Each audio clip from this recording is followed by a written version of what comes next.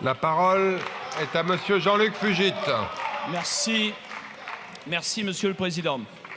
Alors, cette proposition de loi, elle vise à détricoter un engagement essentiel acté dans cette Assemblée en 2021 dans le cadre de la loi Climat et Résilience, qui imposait des échéances claires pour mettre fin progressivement aux logements les plus énergivores à partir de 2025.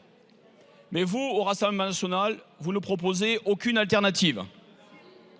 Ce lundi, j'ai rencontré l'UNIS Lyon, qui représente tous les métiers du secteur de l'immobilier, allant des gestionnaires locatifs aux syndics, en passant par les indépendants, les experts. Que nous demandent-ils? Ils nous demandent de ne surtout pas renoncer à l'ambition de la loi Climat-Résilience.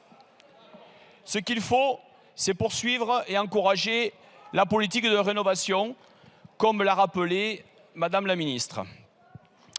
Car en faisant cette rénovation énergétique des bâtiments, on fait deux choses très intéressantes. La première, c'est qu'on diminue la facture des locataires ou des occupants, de l'ensemble des occupants de ces logements. Deuxième chose, on diminue ce que j'appelle la facture CO2 de ces mêmes logements. On a donc une action qui est à la fois sociale et à la fois environnementale. Mais visiblement, ce n'est pas votre préoccupation numéro 1 au Rassemblement national. Monsieur le rapporteur, je vous le demande, que proposez-vous pour les ménages modestes qui vivent en précarité énergétique?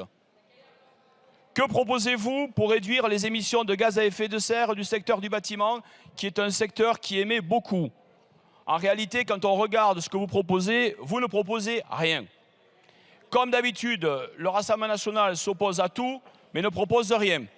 Finalement, cette proposition de loi, c'est une proposition de loi du renoncement. Notre groupe votera donc les amendements de suppression qui sont proposés par certains députés. Merci.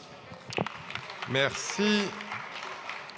Monsieur le député, la parole est à monsieur François Piquemal.